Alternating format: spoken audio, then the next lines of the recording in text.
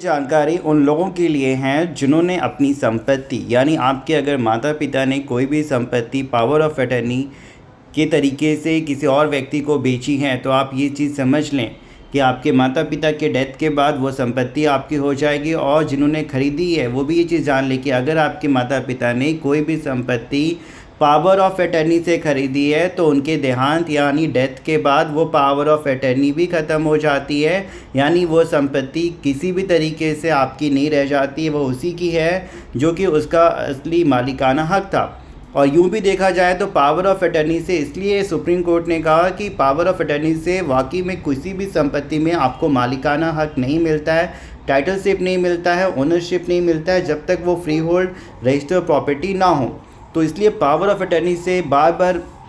आपको बताया गया है कि संपत्ति की खरीद बिक्री ना करें, बिकॉज सबसे जो बड़ा नुकसान है कि ठीक है किसी ने ऑब्जेक्शन रेज नहीं किया, कानून ने पुलिस ने सब कुछ पेपर बन गए, लेकिन आपके मरने के बाद कोई ऑब्जेक्शन रेज कर सकता है और ये संपत्ति आपके बच्चों के हाथों से छीनी जा सकती है। बिकॉज हमारे देश में अभी भी कोई संपत्ति बाई करता है यही सोच के बाई करता है कि मेरे बच्चों के लिए होगा, मेरे आने वाली पीढ़ी के लिए होगा, लेकिन पावर ऑफ अटर्नी से ख़रीदी गई चीज़ें बिल्कुल लीगल नहीं हैं, इनवैलिड हैं। कोई भी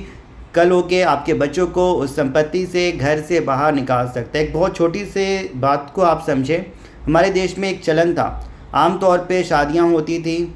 लेकिन तलाक के लिए लोग कोर्ट नहीं जाते थे, डाइवोर्स नहीं फाइल करते थे, आपसी समझौते से स्टैम्प पेपर में तलाक ले लिया। लेकिन जो लोग समझदार हैं वो समझते हैं इस बात को कि आपसी तरीके से स्टैम्प पेपर में लिया गया डाइवोर्स लीगली वैलिड नहीं है, उसी तरीके से पावर ऑफ अटर्नी से ट्रांसफ़र जो प्रॉपर्टी होती है वो लीगली कहीं वैलिड नहीं है और ये लीगल हायर को भी ट्रांसफ़र नहीं होती है और ना ही किसी तरीके से उनका अधिकार होता है। तो अभी कोई भी मैटर प्रॉपर्टी से जुड़ा हुआ है या प्रॉपर्टी सर्च कर रहे हैं, बाई कर रहे हैं, या आपने भी जीपे से कोई प्रॉपर्टी बाई किया था, किन बातों का ध्यान रखना है। कि भी फादर ने कोई प्रॉपर्टी बाई की थी, उनकी डेथ हो गई है, या आपके फादर ने किसी को बेची थी, उनकी डेथ हो गई है, आप अपनी एक्चुअल प्रॉपर्टी को लेना चाहते हैं, बिल्कुल आप ले सकते हैं। कहाँ कंप्लेन करना होगा, कैसे करना होगा, अगर आपकी कोई भी डाउट इससे जुड़े हुए हैं, चाहे फैमिली मैटर हो, सिविल हो, क्रिमिनल हो, मैट्रिमोनियल हो, साइबर फ्रॉड हो, आप हमें कॉन्टैक्ट करें, व्हाट्सअप करें, हेल्प लें।